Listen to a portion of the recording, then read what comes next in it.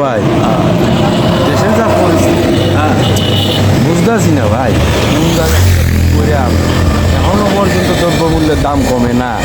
তারপরে গিয়া দেখেন এই যে হুদার মানে একটা ইস্যু বাইট করতে আছে, আর সরকার একটা গঠন করতে মানে বসাইছে অন্তর্বর্তীকালীন সরকার, হ্যাঁ বলতে হবে এই বিষয়ে কাজ করতে হবে, না হইলে না পারলে তখন আন্দোলন।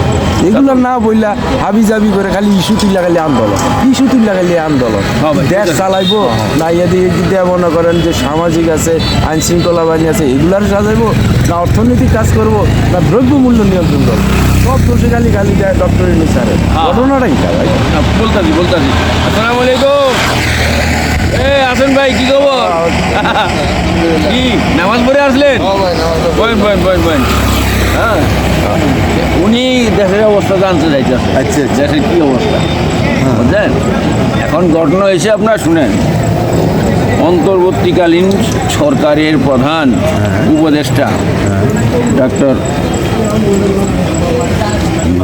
ইউনূস সাহেব, হ্যাঁ, এখন আমার মনে হয় ইউনূস সাহেবের আশেপাশে ইন্ডিয়ান রয়্যাল লোক উৎপাদন হয়েছে, যার কারণে ইউনূস সাহেব ইচ্ছা করলেও কিছু করতে পারে। এটাই চিন্তা করতে আছি, কারণ নাইলে ইউনূস সাহেব তো ভালো লোক, কিন্তু এখন এই অবস্থা কেন হইতেছে, উনি কিছু করতে পারতেছে না।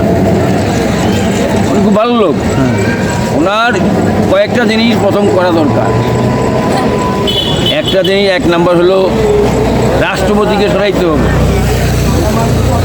এটা হলো শেখ হাসিনার ফেতাত্তা।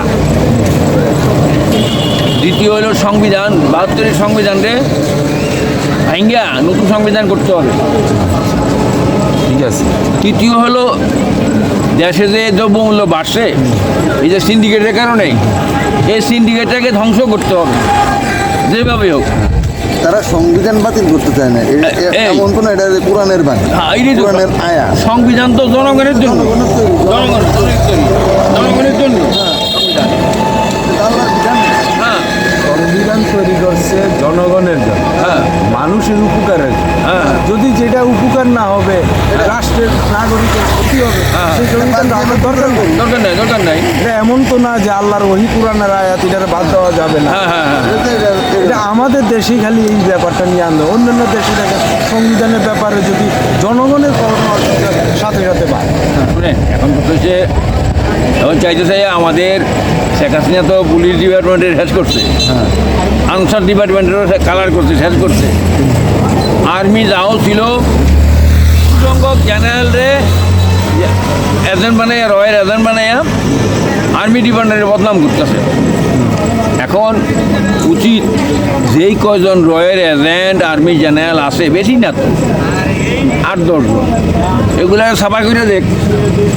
এরপরে আর্মি চিফ যে আছে ওনারা নিয়ে সুন্দরভাবে দেশটাকে সাজাক। বাংলাদেশের ভিতরে যাতে কোনো রয়ের এজেন্ট না থাকতে পারে, আওয়ামী লীগের নামগন্ধও না থাকতে পারে। আওয়ামী লীগের ব্যান করে দেখ, দেখবেন দেশ শান্তি মতো চলবো। মানে ডান্ডার বাড়ি ছাড়া আমরা আর কোনো শান্তি নাই। ইলেকশন যত ডিলে হবে তত আওয়ামী লীগের ইয়াটা পোক্ত হবে, কিচ্ছু হবে না। শুনেন, আগে সংস্কার, আওয়ামী লীগের ভিতরে লোকগুলা সরাই তুইব, দেশের ভিতরে রাখছে। প্রেসিডেন্টের এই তো প্রেসিডেন্টের সরাবে, ওগুলার সরাবে ১-২ মাস সময় আগে লাগুক, সেটা তারপরে ১-২ মাসের জায়গায় ২-৪ বছর গেলে না ওইটা দেবে না, ওটা যেমন এটা মিনিমাম, শুনেন, এটা মিনিমাম ১.৫ থেকে ২ বছর সময় লাগবেই এটি পুরো সরাইতে, সংস্কার করতে।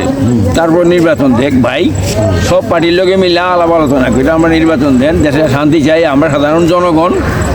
আমরা শান্তি চাই, দ্রব্যমূল্য কম চাই, কোনো ঝামেলাই নাই, আমরা রাজনীতি করি না। ক্ষমতায় যে আসেন আমরা তাকে বাজে আর আমাদের কোনো অবস্থা আমরা শান্তিপূর্ণ বাজার করে বউ বাচ্চা লয়ে হ্যাঁ, ভালোভাবে থাকতে পারি। আমরা সেটাই চাই।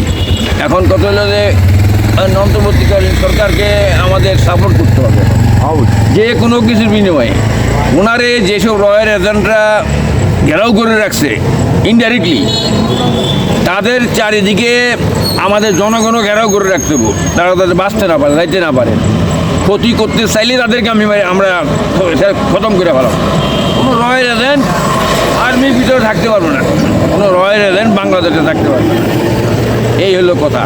জনগণ আপনারা বুঝবেন, আপনারা যদি সতর্ক না হন, এই ভারত আমাদেরকে খাবে, ভারত কোনোদিন আমাদের বন্ধু হবে না। ভারত বন্ধু হয় না। ওই দেখেন না, ওই দিন একটা জাহাজ আসছে পাকিস্তান, তার খাদ্য নিয়েছে।